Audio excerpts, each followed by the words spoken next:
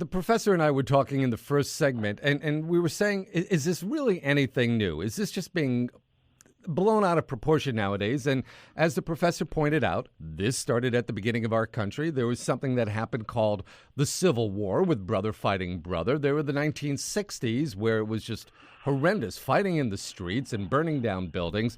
Is this being overblown? I don't know if overblown is the right word, but I think that this is a significant problem, the divide we have in our country today. We've certainly had growing pains throughout our history. Our founders were not perfect. That's something that is being brought to great attention every day. But the idea of America is something, for me, that is perfect. The notion of a country of free, 100% individuals, making their own choices to improve their own lives. And, a country based on freedom, opportunity, and self-government is the core identity of America. The thing that's different today is that only one party is hanging on to those set of principles. And I heard Mr. Rose earlier, who I have a great deal of respect for. We've run into each other a number of times in past years, and I think he's a brilliant man. The one thing he said that I would disagree with, though, is that there's a far left or a far right. I'm widely recognized as the most conservative member of the Connecticut General Assembly, and I don't think anyone would call me a radical conservative by any means, but there is a radical left, and sadly, it makes up 95 or 99% of the elected Democrats in our legislature. And when the people on the street who self-identify as Democrats realize that, I think there is going to be a major shift in this country. And I think it's happening more and more every day, and kudos to President Trump for pointing it out by making the squad larger than life. Professor Rose, you're still with us? This question goes to Rob. Rob, how are you? Good to hear from you. I am well. Good to talk. Good. Yeah, sure. I've been noticing, though, that the Republican Party here in Connecticut is shrinking in size.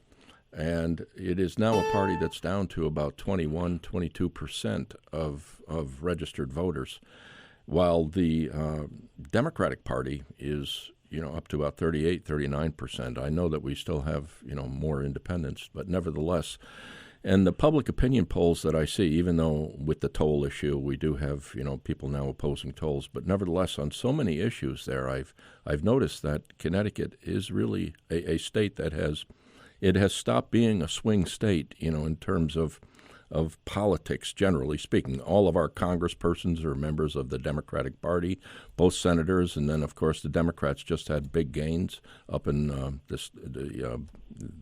state legislature. And so maybe my question to you would be, how is the Republican Party going to make a comeback in a state that has moved in a decidedly liberal direction, and where Republicans now are becoming a very distinct minority? Right. I hear every word you're saying, Gary, although I would say that it's not nearly as bad an outlook for Republicans as the current makeup of the legislature and our federal delegation might lead you to believe. The last race for governor was decided by a couple of small percentage points. There were a great many legislative seats that were decided by, fewer than a few hundred votes. It could swing back very easily. And Republicans have been making steady gains over the last 8 or 9 years that I've served in the legislature. So I think that could easily be corrected. The problem in the Republican Party is that in large numbers, elected Republicans, have abandoned Republican principles.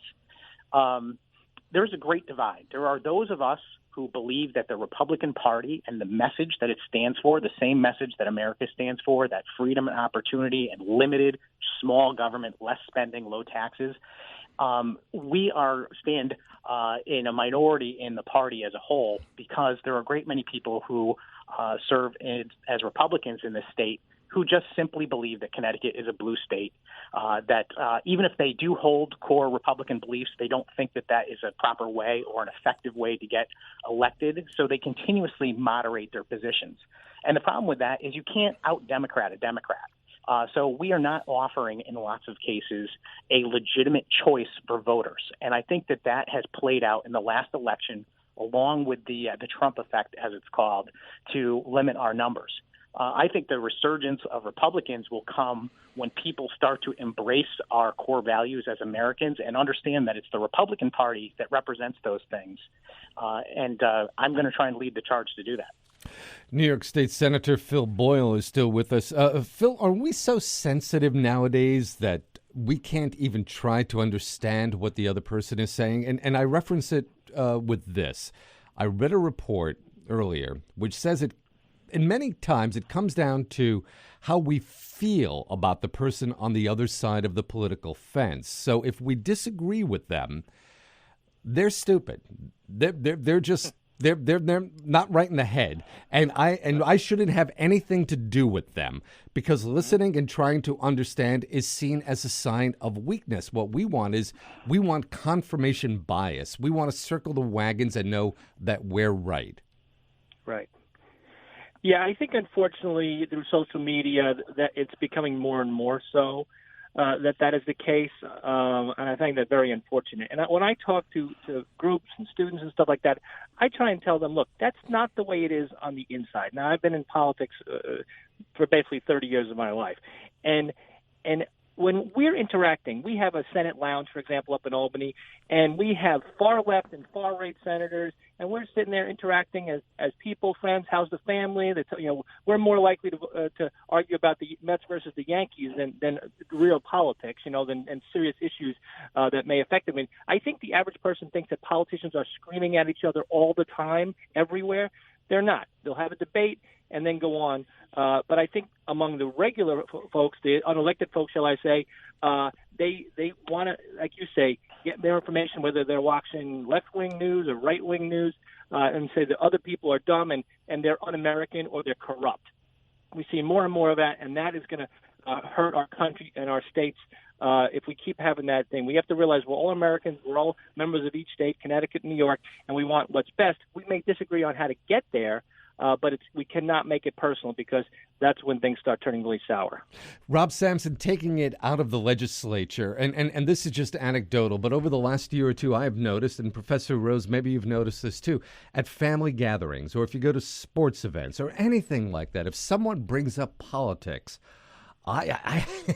it's dangerous, because the whole tenor, the whole tone of the situation changes, and you could see people stiffen up, get angry, say mean, nasty things, or walk away. Is it just me seeing this, or are you seeing it also? Well, I think there's definitely a sense of that. I think that it's all around us in our society. I mean, even the major news networks seem to have staked out a position on some part of the political spectrum, and there is very, very little educational and polite debate going on in the public arena. I agree with Senator Boyle that does happen in the legislature. Maybe in the Connecticut General Assembly, 75% of things pass unanimously or nearly so. But that shouldn't change the fact that the other 25% of things are significant ideological differences. The difference between maybe people serving in the legislature and people at a family gathering is that, we are all politicians, and we're to some degree polished or really, nice people who are able to get other people to like us. Otherwise, we wouldn't be elected. So we have a way about, navigating that discussion with some sort of respect and politeness towards our adversaries. But I have a cocktail now and again with some of my Democratic colleagues, and I will certainly have a polite conversation with them after a terrible, protracted debate on the floor. And I think they're nice people in large number, but I also believe that the majority of them are fanatics. That's who permeates the Connecticut General Assembly as far as the Democrats say. They are not the Democrats who live next door to me back in my hometown. Those people still identify with American principles. The people who are elected, to the earlier point, are the most fanatical left-wing ideologues that there are. And they're going to continue to drag their party to the left. And I think that's a good thing, because I believe that America will wake up and Republicans will gain control. Well, what I'm really concerned about is what studies show. Let me just draw from the academic literature here, that the Pew Research Center and sociologists and so forth about the sorting within our electorate now. And that is people who are Democrats, for example, don't want to live next to people who are Republicans. And Republicans do not want to live next to the people that they know are Democrats. And they don't want to associate with them as people anymore and just as neighbors. Mm-hmm. And we're finding this across the country, and I'm sure it's present in Connecticut. I'd love to do a case study on sorting here in Connecticut. But it is a very real dilemma that it's really now a us versus them type of mentality that has set in within the electorate. And again, I don't know how long this is going to persist, but when we have neighbors that don't even want their kids to play with other kids if they know their parents are of a particular political persuasion, I have to wonder what that's going to do to our society. Phil Boyle, you know that there are some Democrats who are listening to this right now, and they're saying, you know who's responsible for this? It's Donald Trump. Well, let me put it this way. I think that I would like to see the president maybe tweet less on some of these personal issues. I mean, policy-wise, fine, but when you're going at it on, I'm offended by Saturday Night Live or something like that. But I think we also see it on the other end. Obviously, you have the four congresswomen who are tweeting out seemingly every day and taking very far left positions. So I think it's a two-way street. It's not just the president. And I think that everyone could tone it down some. They're playing to their base, obviously, but that makes everyone else in the middle, if they're, whatever part of the middle is left, to say, well, we're feeling threatened and bullied, and this is just, why don't you just sit down together, agree on what you can agree on, and not take the extreme positions on every single thing. I see it in New York, though, and as I mentioned, there was a number of Democratic socialists elected to the state legislature. They are starting to run the agenda, and I'll tell you why, because some of the older, say, moderate incumbents are very afraid of Democratic primaries from the Democratic Socialists now. And so they're what normally would have been, say, a middle-of-the-road Democrat 5 years ago, suddenly taking these far-left positions because they're trying to protect their left flank. We kind of went through it with the Republicans with the Tea Party a number of years ago, but this is much more extreme, I think. Rob Sampson, I only have 20 seconds left. I'm going to put you on the spot. Can it be fixed? How do you fix it?